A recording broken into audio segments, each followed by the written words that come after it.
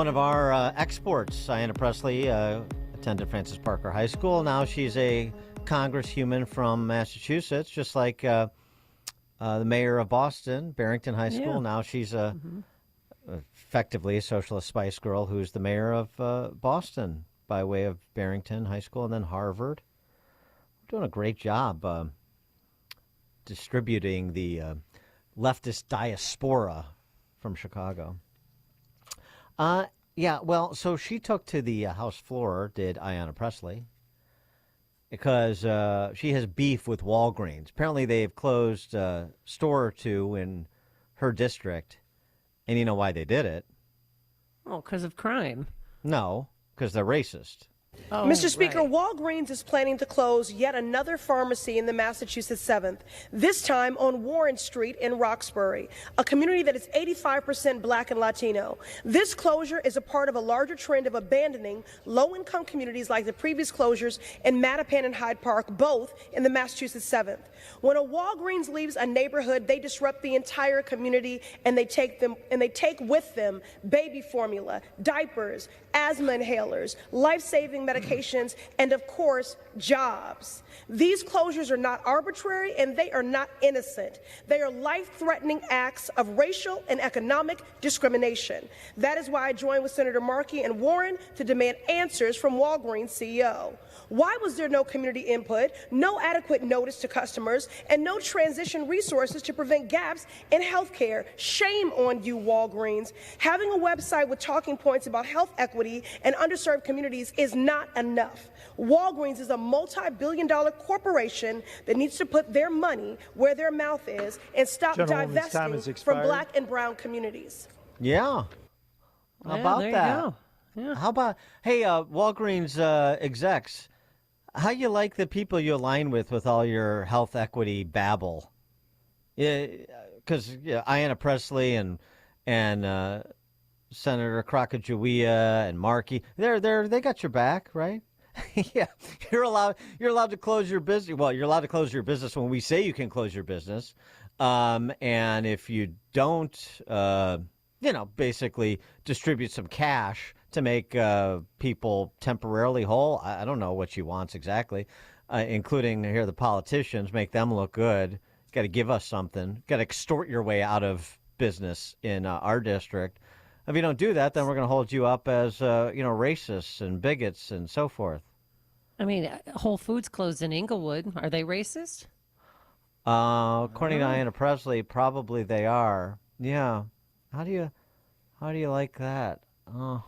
By the way, just a question: was Walgreens also racist when they located the store they're closing in that neighborhood?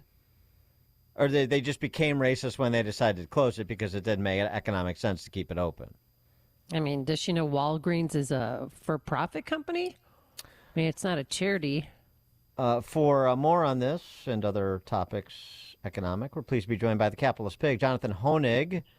He is also a Fox News contributor and co-publisher of the recently released Can You Really Love a Dog? Leonard Peikoff and Ayn Rand on Pets. Jonathan Hoenig is a very interesting character, isn't he?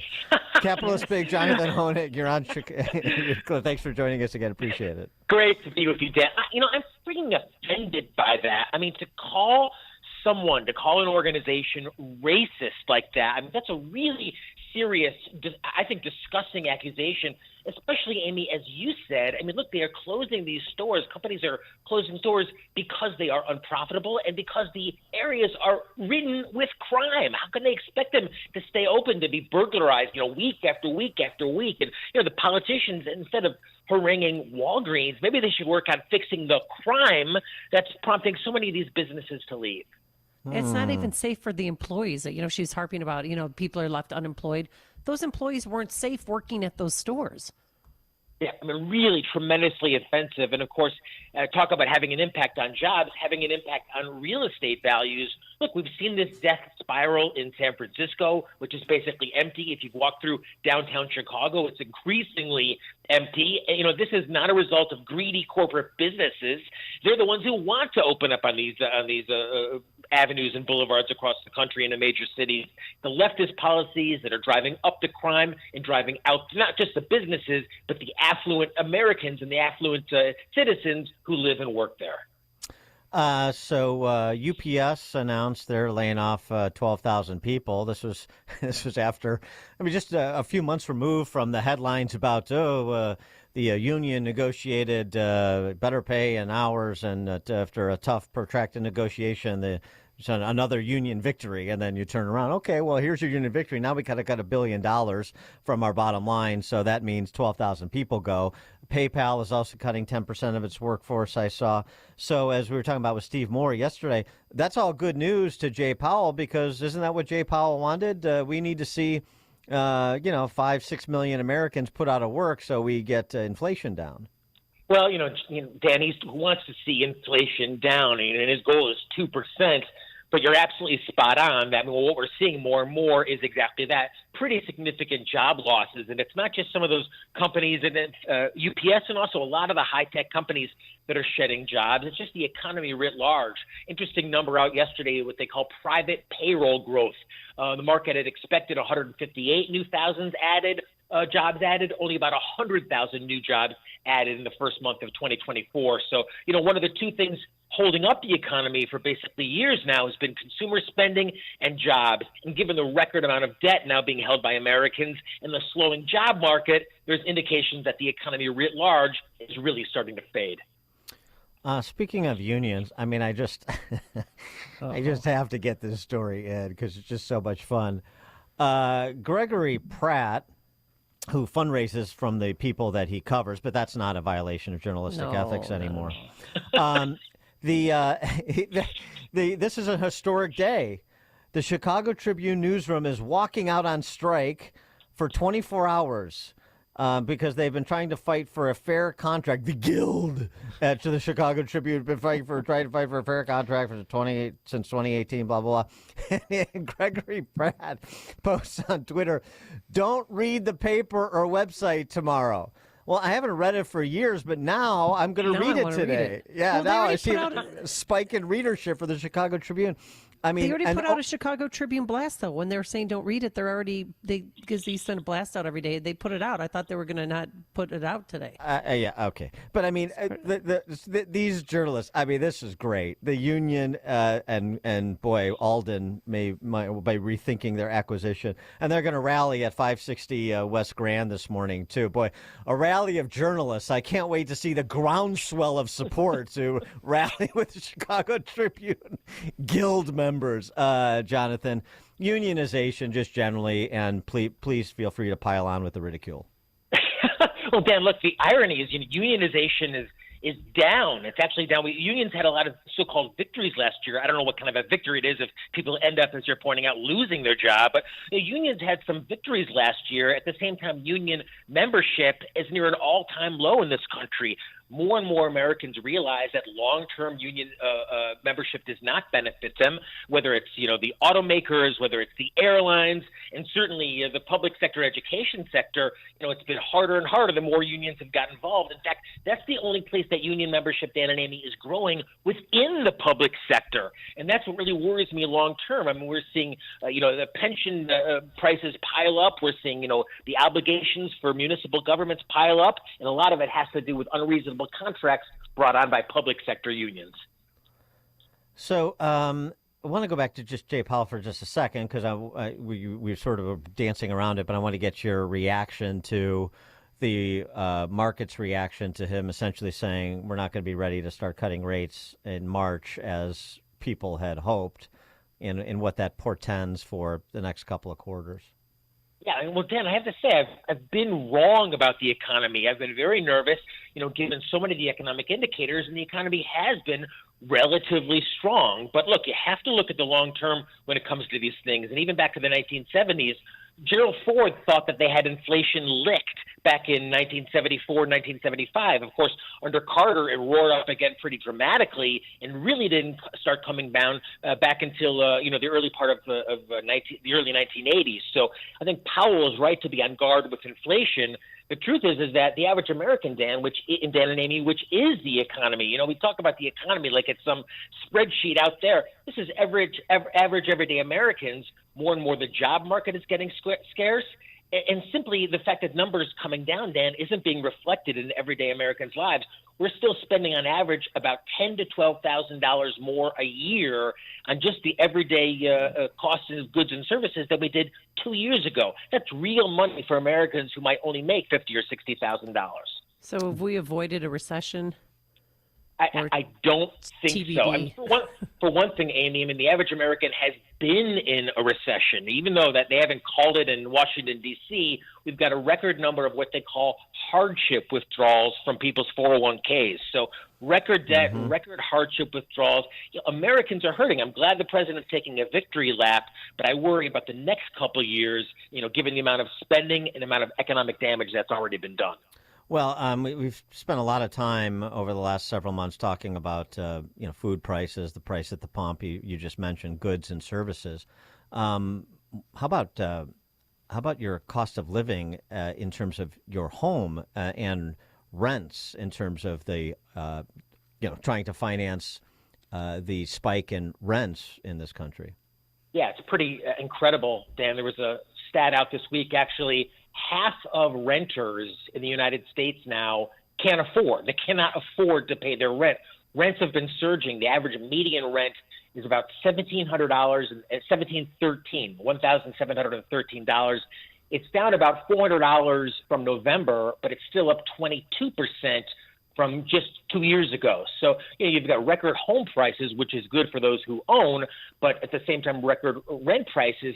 And Dan, just record prices, especially for goods and services. If you've got a child, you're spending on average of $18,000 a year.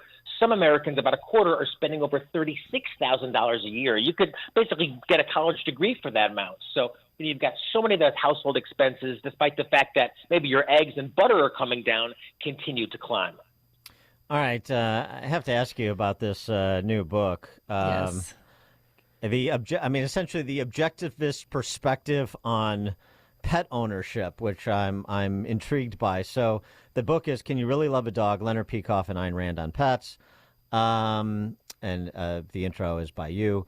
And so, give us some sort of fascinating insight about the intersection between objectivism and loving your dog.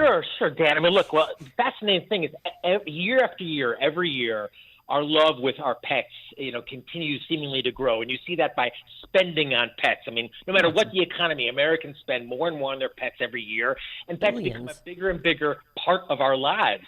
So, people think of Ayn Rand and objectivism as this mean old woman who didn't love anything. Just the opposite is true. Ayn Rand valued her pets dramatically. She loved her pets just like her number one student, Leonard Peikoff, loves his dog, and so many of us do. But what makes that love of our animals unique? What makes it special than, for example, our love of our children or our family or our friends?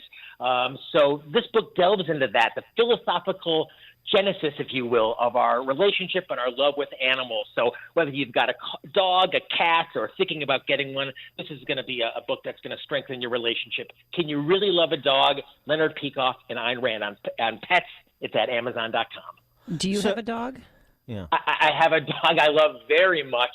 And you know what? It's a selfish relationship, Amy. Here's why. It's like if you're petting your dog and then you realize, all right, I got to go up and, do my homework or something.